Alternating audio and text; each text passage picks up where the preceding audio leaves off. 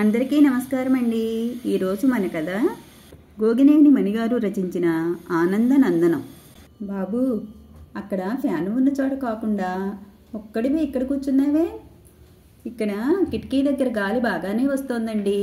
పైగా దూరంగా కనిపిస్తున్న కొండని, చెట్లు చేమల్ని చూడటం కూడా బాగుంది. నేను ఇంటర్వ్యూకని వచ్చాను, సమయం ఉంది పిలవటానికి అని చెప్పడంతో ఏదో పుస్తకం తిరగేస్తూ కాలక్షేపం చేస్తున్నా.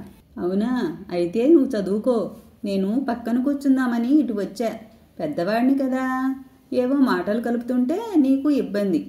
అటు పక్కకు వెళ్తాలే. ఇక్కడకు మా అబ్బాయితో వచ్చా. వాడికేదో పని ఉంది, పూర్తి చేసుకుని వచ్చే వరకు నాకు ఖాళీయే. అయితే ఇక్కడే కూర్చోండి, నాకేం ఇబ్బంది లేదు. ఈ కాసేపట్లో నేను ప్రిపేర్ అవ్వాల్సిందేం ఉండదులేండి. మీలాంటి వాళ్లతో మాట్లాడడం వలన ప్రయోజనం ఉంటే ఉంటుంది, కానీ నష్టమైతే ఉండదు కదండి. ప్రయోజనం మాత్రం ఏముంటుందంటావు? పెద్దల మాటల్లో చేదస్తం ఉంటుందని చాలామంది అనుకుంటారు, కానీ వాటిని అనుభవంతో ఇచ్చే సలహాలుగా స్వీకరించగలిగితే కొన్ని సమస్యలకు పరిష్కార మార్గాలు కనిపిస్తాయని నేను అనుకుంటాను. అది ప్రయోజనమే కదా. మీరేదో ఇబ్బంది అన్నారని ఇదంతా చెప్పుకొచ్చాను. ఎక్కువగా మాట్లాడుతున్నాను అనిపించిందా? ఆ పైన మిమ్మల్ని చూడగానే నాకు మా తాతయ్య గుర్తుకొచ్చారు. నాకు మా ఇంట్లో వాళ్లలో తాతయ్యతోనే ఎక్కువ స్నేహంలేండి. నాకు నీతో మాటలు కలపడం సంతోషంగా అనిపిస్తోంది. అయితే ఇక్కడే కూర్చుని కాలక్షేపం చేసేస్తా. ఇంతకీ నీ పేరేమిటంటావు? ఆనందం. అదేమిటి, ముందు వెనక ఏమీ లేవా? మా తాతయ్య నన్ను పిలిచే పేరే మీకు చెప్పాను. నన్ను అలా పిలుస్తుంటే మా తాతయ్యకు మనసంతా ఆనందంగా మారిపోతుందని అంటూ ఉంటారండి. బాగుందయ్యా. మరి ఇంటి పేరు? ఆనందనందనం. ఇలాంటి సర్నేమ్ ఉంటుందని నాకు తెలియని కూడా తెలియదే. అది సర్నేమ్ కాదండి, మేము మా ఊళ్ళో కొత్తగా కట్టించుకున్న ఇంటికి పెట్టుకున్న పేరది. గేటుకి ఒక పక్కగా ఈ పేరు రాసి ఉంటుంది. ఇక 2 ప్రహరీ గోడల మీద బొమ్మలు కూడా వేయించాం. స్త్రీ పురుషుల సమానత్వం గురించి తెలియజేసేలా ఇంటి పనులు, పొలం పనుల దృశ్యాలు, పండుగ సంబరాలు, విద్య గురించి బోధించే బొమ్మలు, ఇలాంటివి మా ఊళ్ళో ఉండే భాస్కరం అనే ఆర్టిస్టు ఎంత బాగా వేశాడనుకున్నారు. మా ఇంటి ముందు నుండి రోజూ వెళ్లేవాళ్ళైనా సరే నిదానంగా అడుగులు వేస్తూ ఆగి ఆగి బొమ్మలు చూస్తూ వెళ్తుంటారండి. అదేమిటో మా ఇంటి ప్రసక్తి వస్తే నాకు ఉత్సాహం పొంగుకు వచ్చేస్తుంది. అది తెలుస్తోంది. ఇంతకీ మీ నాన్న ఏం చేస్తుంటారు? మా ఊళ్ళో వ్యవసాయమేనండి. మీ ఊళ్ళో ఎన్ని ఎకరాలు ఉన్నాయే? అబ్బో, చాలానే ఉన్నాయి. నాకు లెక్క తెలియదండి. అన్ని ఎకరాలు ఉంటే మీ నాన్న ఒక్కరే సాగు చేయగలరా? కౌలుకి ఇచ్చేశారా? మా నాన్నే ఎందుకు చేస్తారు? మా ఊరి వాళ్ళందరూ ఎవరి వారే సాగు చేసుకుంటారు. భలే వాడివే, మీకు అని అడగలేదని అందరివి కలిపి చెప్పావా? మా ఊరు అని అనుకుంటాం కాబట్టి ఊళ్ళో ఉన్నవన్నీ మా అందరివి అని నా ఉద్దేశం కూడా లేండి. ఇక మాకు ప్రత్యేకంగా మాత్రం ఓ 3 ఎకరాలు ఉన్నాయండి. అంతేనా? అయితే ఆర్థిక ఇబ్బందులు ఎక్కువే ఉంటాయిగా. ఎక్కువ ఎకరాలు ఉన్నవాళ్లే సరిగ్గా పండక అంటూ ఇబ్బందులు చెబుతుంటారు. అదేం లేదండి, మేం భాగ్యవంతులమే. అవునా? అంటే ఇతరత్ర వ్యాపారాలు ఏవైనా? అవేం లేవండి. మా ఇంట్లో అందరం ఆరోగ్యవంతులమే. ఆరోగ్యమే మహాభాగ్యం అన్నారు కదండి. మా తాతయ్యకి దగ్గర 80 ఏళ్లున్నా మా నాన్నతో సమానంగా నడుస్తూ పొలానికి బయలుదేరుతాడు. అక్కడ ఒడ్డును కూర్చోమన్నా వినకుండా పొలంలోకి దిగుతాడు. అంతేనా? చుట్టుపక్కల వాళ్ల పొలాలకి తిరుగుతూ ఏవో సలహాలిస్తూ ఉంటాడు. మా నాన్నమ్మ కూడా అంతేనండి. క్షణం తీరిగ్గా కూర్చోదు.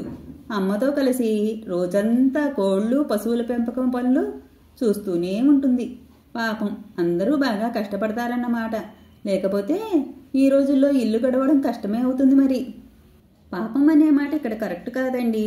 ఇష్టపూర్వకంగా చేసే కష్టం వల్ల ఆనందమే తప్ప ప్రయాస ఏం ఉండదండి. కష్టపడి పనిచేసి కడుపు నిండా తిని కంటి నిండా నిద్రపోగలగడాన్ని మించిన ఆనందం లేదని తాతయ్య చెబుతూ ఉంటారు. నిజమే కదండి.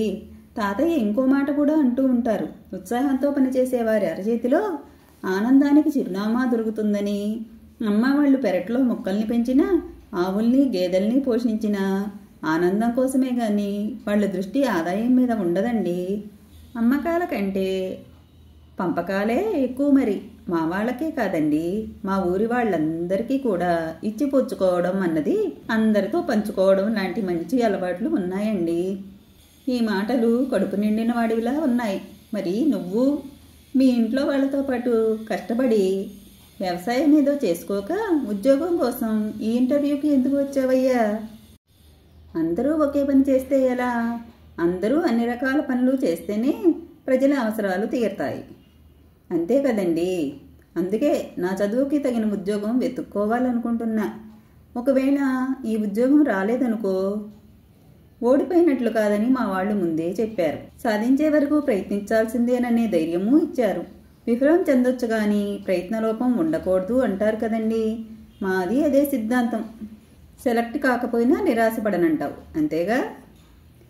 నిరాశ కలిగిన దాన్ని ఆఫీస్ దగ్గరే వదిలేసి ఉత్సాహంగానే ఇంటికి వెళ్ళి మళ్ళీ ప్రయత్నాలు ప్రారంభిస్తానంటున్నానండి. అనకూడదు కానీ చాలాసార్లు అలా జరిగిన ఆశాభంగం ఉండదా? అలా ప్రయత్నిస్తూనే ఉంటావా? అప్పుడు నా దారి మార్చే ప్రయత్నం చేస్తానేమో. అమ్మ వాళ్ళకి సాయం చేయడంలో అలవాటైన కోళ్ల పెంపకమో 10 పాడి పసుపుల్ని పెట్టుకుని పాల వ్యాపారమో మొదలు పెడతాననుకుంటా. నీకు ధీమా కొంచెం ఎక్కువే సుమా. కష్టపడే తత్వం, శ్రమించగలిగే శక్తి ఉన్నవాళ్లకు అటువంటి భరోసా ఉంటుందండి. ఆనందంగానూ బతకగలరు. బాగుందయ్యా, నేను చెప్పడం కాదు, నువ్వే 4 మంచి మాటలు నాకు వినిపించావు. నీ మాటలు వింటుంటే మీ ఊరిని, మీ వాళ్లను ఒకసారి చూసి రావాలనిపిస్తోంది. నా మాటల్లో మీకేమనిపించిందో తెలియదు కానీ మాది చాలా సామాన్యమైన కుటుంబమేనండి. ప్రత్యేకతలేం లేవు. అయితే మీరు వచ్చారంటే మాత్రం మా వాళ్ళు ఆనందంతో ఉక్కిరిబిక్కిరైపోయి మిమ్మల్ని అభిమానంతో 4 రోజులు కదలనివ్వకుండా కట్టిపడేస్తారనుకోండి. నిజమా? తప్పకుండా ఓసారి వస్తా. అది సరే కానీ నిన్ను ఇంటర్వ్యూకి ఇంకా పిలవలేదు. ఇంతసేపు కూర్చోబెట్టేశారు. యజమానులనే వాళ్ళు ఇంతే, అహం ఎక్కువ ఉంటుంది. అయ్యో, అలా అనుకోవడం దేనికిలేండి. నేను ఇదే పని మీద వచ్చాను కాబట్టి కాసేపు వేచి ఉండడంలో ఇబ్బందేం ఉండదు. ఇంత పెద్ద ఫ్యాక్టరీ నడుపుతున్న వాళ్ళకి చాలా పనులే ఉంటాయిగా.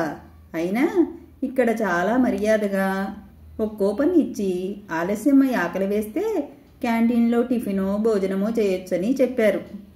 అర్థమైంది. నువ్వు ఎవరిలోనైనా ఏ పనిలోనైనా ముందుగా మంచిని మాత్రమే ఎంచి చూసే రకమని.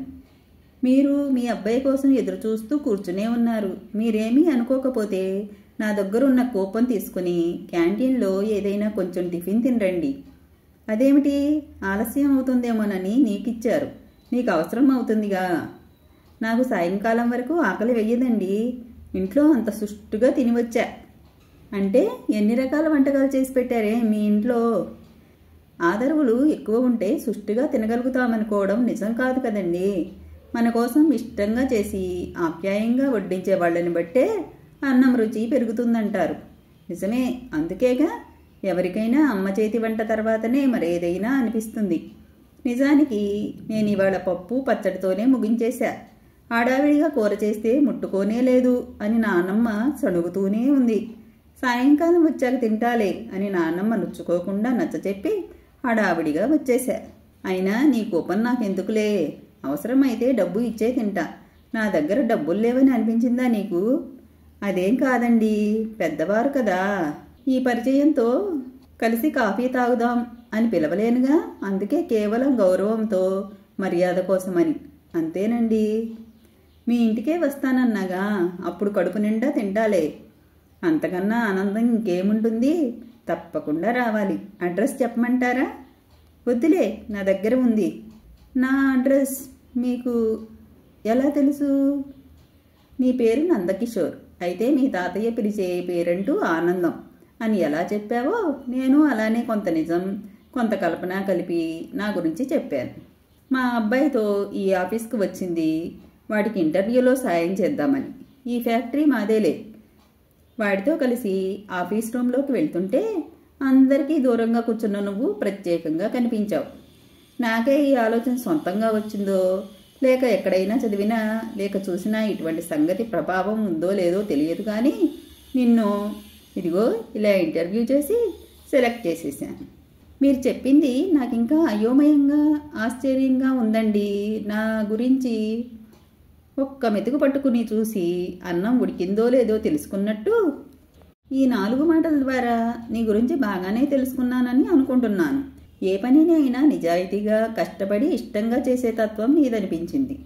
నువ్వు ఈ ఆఫీస్లో ఉంటే నీ చుట్టుపక్కలున్న వాళ్ళకి ఉల్లాసాన్ని ఉత్తేజాన్ని కలిగిస్తూ పని చేయించగలవు. మీ ఇల్లే కాదు, నీ వల్ల ఈ ఆఫీస్ కూడా ఆనందానందనంగా మారుతుందని భావిస్తూ నీ విద్యార్హతలకు అదనంగా నీ వ్యక్తిత్వానికే ఎక్కువ మార్కులు వేశాను. చాలా సంతోషమండి. మీరు నా మీద ఉంచిన నమ్మకాన్ని నిలబెట్టుకుంటానే తప్ప వమ్ము చెయ్యను. ఇంటికి నేను ఈరోజు మామూలుగా వెళ్ళను, గాలిలో తేలుతూ వెళ్తాను. ఈ రోజును మిమ్మల్ని ఎప్పటికీ మర్చిపోలేను. ఈ కథ ఇంతటితో సమాప్తమండి. ఇంకో మంచి కథతో మళ్ళీ కలుసుకుందాం.